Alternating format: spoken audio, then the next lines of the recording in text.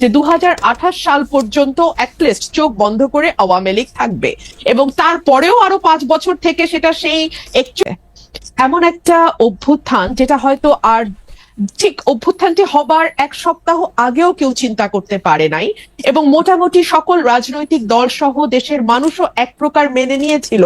40 পর্যন্ত গড়াবে কিনা সেটা নিয়ে নানান তর্ক বিতর্ক বা কিছু কথাবার্তা হয়তো সমাজে বা রাজনীতির মাঠে চালু ছিল, কিন্তু অ্যাটলিস্ট 28 পর্যন্ত মোটা দাগে সকলেই হাসিনাকে মেনে নিয়েছিল।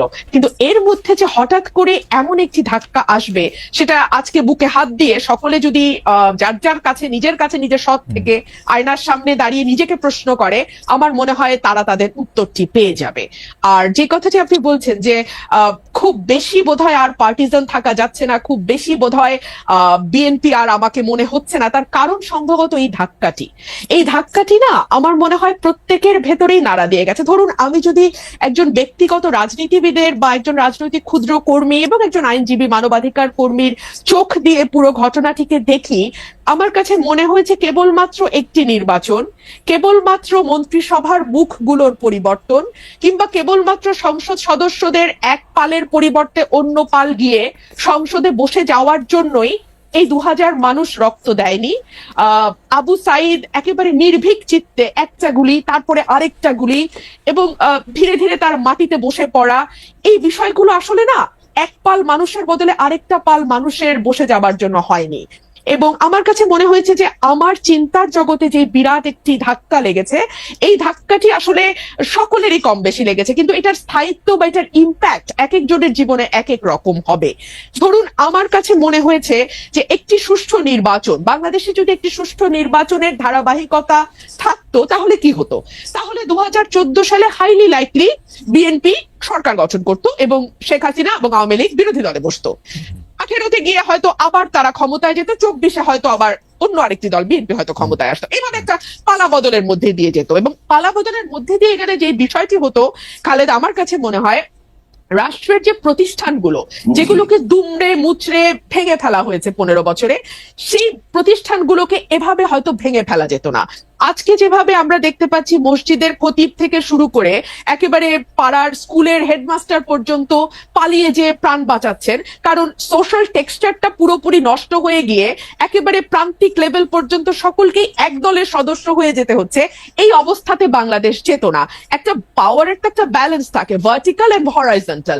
ভার্টিক্যালটা হয় রাষ্ট্র, হরাইজন্টালটা হয় সমাজ। কিন্তু আমাদের এই সমাজের টেক্সচারটাকে, সমাজের বুননটাকে খুবই সিস্টেম্যাটিক্যালি হত্যা করা হয়েছে, এবং হত্যা করা হয়েছে খুবই একটা পারপাসফুলি, একটা মানে লক্ষ্যকে সামনে রেখে।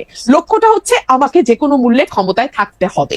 সুতরাং এইরকম ভুল যদি পরবর্তীতে কোনো রাজনৈতিক গোষ্ঠী এই ভুলটি করবার ন্যূনতম চেষ্টা করে, এই দেশের মানুষ কিন্তু মরতে শিখেছে, এবং ওরা কিন্তু একটা ভীতির মধ্যে ছিল। হ্যাঁ, 15 বছর লিখতে ভয় পায়, বলতে ভয় পায়, নিজেকে এক্সপ্রেস করতে ভয় পায়, ইচ্ছা করে একটা পালের মধ্যে লুকিয়ে থাকে। সেই জায়গা থেকে একটু ইন্টারাপ্ট করি, আপনি যেই অবস্থাটা বর্ণনা দিলেন, আপনার মনে কি এই সংখ্যাটা রয়ে গেছে? যেহেতু আপনি শুরু করেছিলেন যে এক পাল মানুষ থেকে আরেক পাল মানুষ, আপনার মধ্যে কি এই সংখ্যা রয়ে গেছে যে বিএনপি আসলেও তাদের ইয়াটা একটা লম্বা হবে এবং প্রায় একই ধরনের জায়গা হবে, যেইটা মানে যেই আশঙ্কা মান্না ভাইয়েরও আছে, সেই আশঙ্কা কি আপনারও আছে যদি আসলে এই গুণগত পরিবর্তনটা না হয়? দেখুন, বিএনপি 17 বছর নানান রকম জুলুমের মধ্যে দিয়ে গেছে। এই জুলুমের শিক্ষা বিএনপি কতটা নিয়েছে এটা বিএনপি ক্ষমতায় আসলেই আরো পরিষ্কারভাবে বোঝা যাবে। তবে বিভিন্ন জায়গায় আমরা যেই মেসেজগুলো পাই, সেই মেসেজগুলো খুব সুখকর নয়, এবং এটা যে সুখকর নয় এটা তো বিএনপির চেয়ারম্যান নিজেই স্বীকার করছেন, তাই না?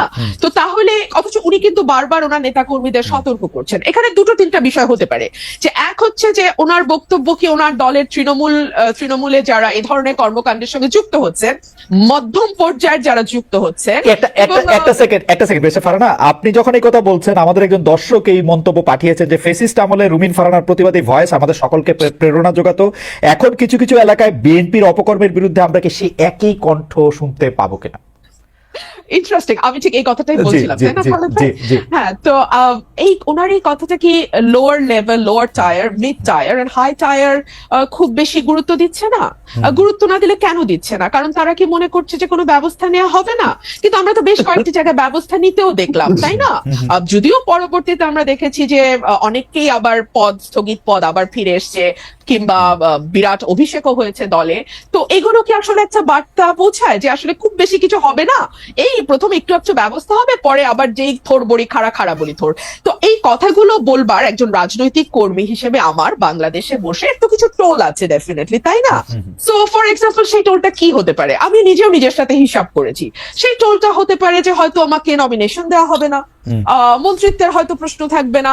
কিন্তু দেখুন, একটা রাষ্ট্র গঠন করতে এই ছোট ছোট জিনিসগুলোতে ছাড় দেয়া, আমার এমপি না হওয়া, কিংবা আমার মতন আর 10 জন যদি কারো সাহস, আমি জানি না 15 বছর আমি সাহস দেখি নাই, আগামী 10 বছর আমি সাহস দেখবো কিনা Khaled, I am very sorry.